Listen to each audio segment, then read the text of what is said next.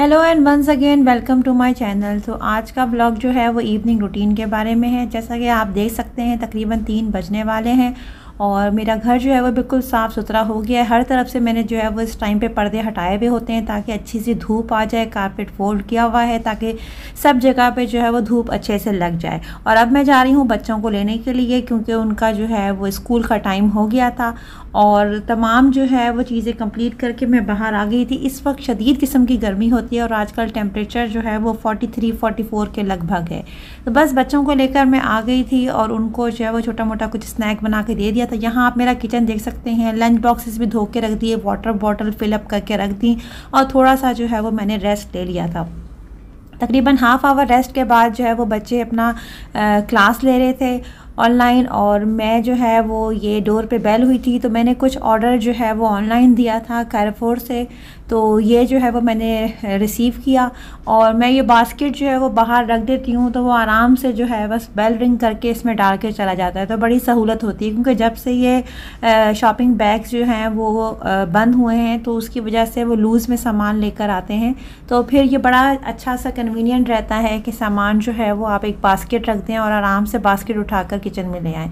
तो यूजुअली तो मैं जाके वीक में एक दफ़ा ख़ुद भी जो है वो ग्रॉसरी कर लेती हूँ। वो तमाम आइटम जो मुझे ख़ुद लेने होते हैं जिनकी एक्सपायरी डेट्स चेक करनी होती हैं, क्योंकि अगर आप ऑनलाइन मंगवाएं तो चीज़ों में जो है वो अक्सर ऐसा ले आते हैं कि उसकी 1 या 2 दिन की एक्सपायरी होती है, फिर आपको जल्दी जल्दी से वो ख़त्म करना पड़ता है जो बहुत मुश्किल हो जाता है। तो साथ ही जहाँ पर जो है वो मैं राइस जो है वो फिलअप कर रही थी और ये जो है वो राइस इस दफ़ा मेरे पास जो थे वो शहरज़ाद थे और मैं जो है वो 2-3 तरह की राइस यूज़ करती हूँ। ज़्यादा एक्सपेरिमेंटल नहीं हूँ मैं राइस के मामले में, क्योंकि आपको पता है कि जिस राइस पे आपका हाथ बैठ जाए और जिससे आप जो है वो मुतमईन हो वही बनाने चाहिए, क्योंकि राइस अक्सर जो है वो दब जाते हैं। तो अगर आप कारफोर से लें तो कस्बा राइस जो होते हैं वो बहुत अच्छे होते हैं, लेकिन उसका ड्रॉबैक ये है कि वो अवेलेबल बहुत ही कम होते हैं और जब भी कभी अवेलेबल होते हैं तो अक्सर मैं उसका स्टॉक कर लेती हूँ। उसके बाद फिर ये शहरज़ाद भी अच्छे हैं और उसके अलावा जो है वो दावत भी एक जो है वो अच्छे हैं। यहाँ के बाकी भी अच्छे होंगे लेकिन ये कि मैंने मतलब ये ट्राई किए हैं और इन 2-3 राइस को मैं आंख बंद करके भी बना सकती हूँ। तो ये है कि ये इनका जो राइस है खिला खिला रहता है और आराम से जो है वो कन्वीनियंटली बन जाता है, यानी आपको बिल्कुल भी डर नहीं है कि आपका राइस बैठ जाएगा। स्पेशली बिरयानी भी मैं इससे बना लेती हूँ। मैं एक ही राइस यूज़ करती हूँ, बिरयानी में भी वही यूज़ करती हूँ और नॉर्मल घर के रूटीन में भी वही यूज़ करती हूँ, क्योंकि इतना राइस तो बनाए जाते नहीं हैं, वीक में एक दफ़ा ही बनाए जाते हैं। तो ये है कि खड़ा राइस ही बनाया जाए, चाहे वो दाल के साथ हो, आलू के वाले चावल हों, कोई भी चीज़ हो, मतलब मटर वाले, लेकिन यह है कि सेम ही राइस यूज़ करती हूँ। तो इतने में हो गई थी डोर पे बेल और ये मेरे नेबर जो हैं वो उनकी तरफ से कुछ आया था और मैं उससे पूछ रही थी कि ये क्या है। तो बच्चे ने मुझे बताया कि ये फ़लस्तीन की कोई डिश है और उसकी मदर ने भेजी थी। तो मैंने कहा कि चलें मैं इसको कैप्चर करती हूँ और आपको भी दिखाती हूँ। नाम तो उस बच्चे को खुद भी नहीं पता था कि ये क्या है, लेकिन मैं ये बता सकती हूँ कि कुछ हर्ब्स थी शायद और वो कुछ ख़ास किस्म के जो है वो स्पाइसेस में मिक्स हुई हुई थी और ऊपर जो है वो ये पफ पेस्ट्री टाइप की जो है वो कोडिंग हुई हुई थी। टू बी ऑनेस्ट मुझे तो खैर समझ नहीं आई, थोड़ा सा बिटर टेस्ट था तो मैंने तो बस रख दिया। लेकिन ये है कि हस्बैंड चूँकि मेरे अरबिक डिशेस बहुत शौक़ से खाते हैं और उनको बहुत अच्छी भी लगती हैं, तो बाद में ये सारा उन्होंने ही फिनिश किया था और ये है कि उनको बड़ा मज़े का लगा था। सारी बात होती है टेस्ट बर्ड्स की, क्योंकि हम शुरू से हमारे एशियन कुजीन का एक ख़ास किस्म का टेस्ट डेवलप हुआ है। तो हम जो है वो अगर कोई और डिश भी ट्राई करते हैं तो उसमें अपना रंग टच दे के जो है वो उसको बनाते हैं। वो जैसा कि अक्सर पाकिस्तान में हम लोग या फिर पाकिस्तानी लोग हम जब चाइनीज़ बनाते हैं तो उसको इतना चेंज कर देते हैं कि वो चाइनीज़ लोग खुद ही हैरान हो जाएंगे कि भाई ये कोई कौन सी डिश है जो हमारे यहाँ नहीं मिलती। तो जैसे मुझे याद है कि मेरी एक चाइनीज़ फ्रेंड होती थी तो उसको एक दफ़ा मैंने अपनी कुकिंग की एक रेसिपी दिखाई जो मैंने शाशलिक बनाया था और मैंने उसको बताया कि ये देखो ये मैंने चाइनीज़ डिश बनाई है। तो आप बिलीव करेंगे उसने देख के उस वाली डिश को देख के उसने कहा कि ऐसी तो कोई चीज़ हम नहीं बनाते और ना हमारे यहाँ एग्जिस्ट करती है। यकीनन उसका कोई नाम डिफरेंट होगा या ये है कि उनका बनाने का तरीक़ेकार बिल्कुल डिफरेंट होगा। बहरहाल ये कि जो हमारा वर्जन था हमारे तरीके से जो एशियन तरीके से शाशलिक बनता है वो उनको समझ नहीं आया। खैर तो यहाँ पर जो है वो मैं तकरीबन कोई 5:30 बजे का टाइम हो रहा होगा अप्रॉक्सीमेटली। तो अभी हस्बैंड भी ऑफिस से नहीं आए थे, तो मैंने चूँकि आज चावल बनाने थे तो मैंने सोचा कि मैं जो है वो ये शाम में ही बना लूँगी। मसाला ये मैं बना के रख रही थी और चावल फिर मैं इसमें बाद में शाम में ही डाल दूँगी, क्योंकि आपको पता है चावल तो गरम गरम ही अच्छे लगते हैं। यूजुअली तो मैं कुकिंग जो है वो डे टाइम में ही कर लेती हूँ, लेकिन अगर इस तरह से राइस बनाने हो या पास्ता वगैरह बनाना हो तो फिर ये होता है कि वो फ्रेश ही खाया जाता है, तो वो शाम में ही बनता है। तो यहाँ बस मैंने जो है वो प्याज ब्राउन कर लिए थे, लहसुन अदरक डाल लिया था और उसके साथ बेसिक मसाले डाल के एक टमाटर डाल के अच्छा सा भून लिया था, क्योंकि मैं बनाने जा रही थी चना का पुलाव।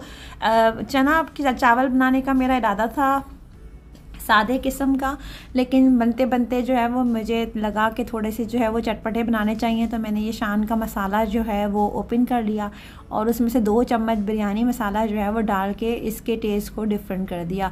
तो ये कोई चना पुलाव बिरयानी टाइप की चीज़ जो है वो बन गई थी। खैर बिरयानी तो नहीं कहेंगे, बिरयानी पुलाव टाइप की चीज़ बन गई थी, लेकिन टेस्ट बहुत अच्छा था। वैसे भी चना का पुलाव जो है वो बहुत अच्छा लगता है और चने की बिरयानी भी बहुत अच्छी लगती है। इंशाल्लाह कभी जब मैं बनाऊंगी तो मैं आपके साथ शेयर करूंगी। मुझे तो बहुत पसंद आती है और ये है कि चने के पुलाव भी बहुत अच्छा लगता है। तो खैर ये मैंने बना लिया था। इसके साथ ही मैंने इसमें एक चिकन क्यूब भी डाल दी थी, ताकि ये है कि उसमें थोड़ा सा फ्लेवर आ जाए। बाकी मैंने इसमें डाल दिए थे ये उबले हुए चने डाल के बस ये तैयार हो गया। इसको मैंने कर लिया था, थोड़ा सा भून लिया था और पानी डालकर अब मैं इसको तैयार करके रख दूँगी। बस ये रेडी हो गया झटपट सा। और चावल जो है वो जब मैं भिगो दूँगी 15 मिनट पहले और फिर आराम से जो है मज़े का डिनर रेडी हो गया था। इस तरह से अगर आप पार्ट्स में जो है वो काम कर लें तो काम का जो है तो ना तो प्रेशर आता है और ना ही जो है वो मुश्किल होती है, क्योंकि शाम में मेरी कोशिश होती है कि ज़्यादा से ज़्यादा काम जो है वो सुबह में निपटे में हों, क्योंकि शाम का टाइम जो होता है वो ज़्यादा बच्चों को आप देते हैं, बच्चों को पढ़ाने में चला जाता है और ये है कि फैमिली टाइम होना चाहिए। आजकल थोड़ी सी आसानी है क्योंकि बच्चों के एग्ज़ाम जो है वो फिनिश हो चुके हैं, तो शाम में उस तरीके से बच्चों को टाइम नहीं देना पड़ता, तो थोड़ा फ्री टाइम होता है। अदरवाइज़ ये जो टाइम होता है 5 से लेके 7 बजे का, ये कहाँ जाता है पता नहीं, क्योंकि इतना आपके पास प्लान आउट हुआ होता है, आप बच्चों को देख रहे होते हो। माशाल्लाह बच्चे खुद भी पढ़ रहे होते हैं, लेकिन यह है कि पेरेंट्स की सुपरविज़न बड़ी ज़रूरी होती है और मॉनिटरिंग बड़ी ज़रूरी होती है कि उन्हें गाइड किया जाए, वरना यह है कि बच्चे थोड़े सुस्त हो जाते हैं। और सबसे बड़ी बात है कि उन्हें इतना आइडिया नहीं होता कि मतलब टाइम मैनेजमेंट कैसे की जाए, चीज़ों को कैसे लेके जाया जाए। तो ये है कि थोड़ा सा उनके साथ बैठना पड़ता है, उनको थोड़ा सा गाइड करना पड़ता है। अदरवाइज़ माशाल्लाह से बच्चे जो है वो खुद ही पढ़ लेते हैं। लेकिन यह कि बीइंग अ पेरेंट हमारी रिस्पॉन्सिबिलिटी है कि हम चीज़ों को देखें कि वो कैसा कर रहे हैं और जहाँ उनको डिफ़िकल्टी है तो वो उनकी हेल्प करें। तो बस यहाँ पर जो था वो बाद में मैंने वो क्लिप आपके लिए ऐड कर दिया कि जब मैंने इसमें चावल ऐड कर दिए, और अब चावल ऐड करके पानी डाल के मैं इसको थोड़ा सा दम दे दूँगी। चावल अगर अच्छे से भिगोए हुए हों तो दम भी ये है कि बहुत जल्दी से हो जाता है और ये बहुत मज़े के जो है वो चना पुलाव रेडी हो गया था। और इसके साथ जो है वो सैलेड और अगर आप जो है वो रायता रख दें तो क्या ही बात है। मैंने तो खैर जो है वो सिंपल दही रख दिया था, क्योंकि मेरे पास जो है वो हरा धनिया और पुदीना नहीं था, तो मैंने सिंपल दही में ही जो है वो थोड़ी सी नमक और काली मिर्च ऐड करके सादा सा रायता बना लिया था। तो ये थी इसकी फ़ाइनल लुक। यकीनन आपको भी अच्छा लग रहा होगा। अगर आपको अच्छा लगे तो ज़रूर ट्राई कीजिएगा। तो बस डिनर करके मैं आ गई थी थोड़ा सा नीचे, और ये वही पार्क है जो मैंने आपको दिन में दिखाया था अपनी प्रीवियस वीडियोस के अंदर, और ये भी बताया था कि दिन में तो बिल्कुल टाइम ही नहीं मिलता। असल में दिन में थोड़ी सी धूप भी होती है। आजकल जो है ये टाइम बड़ा अच्छा होता है, मगरिब के बाद 7-8 बजे के बाद यह है कि पार्क में जाने का टाइम होता है।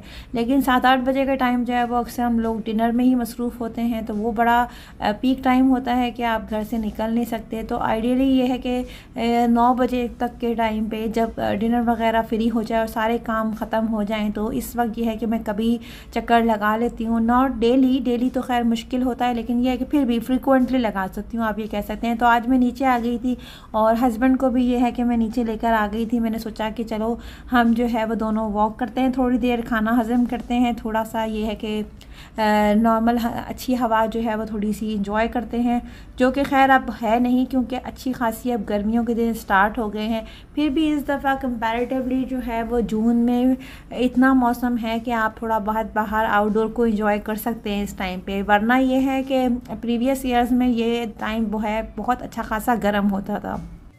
तो बस थोड़ी सी हमने जो है वो नेचुरल एयर को एंजॉय किया। काफ़ी खामोशी है क्योंकि इस टाइम सारे लोग जो है वो रेस्ट कर रहे होते हैं। और ये था मेरा आज का ब्लॉग जो मैंने आपके साथ शेयर किया। उम्मीद करती हूँ कि आपको अच्छा लगा होगा। मुझे रखिएगा अपनी दुआओं में याद, अपना रखिएगा ढेर सारा ख्याल। Take care.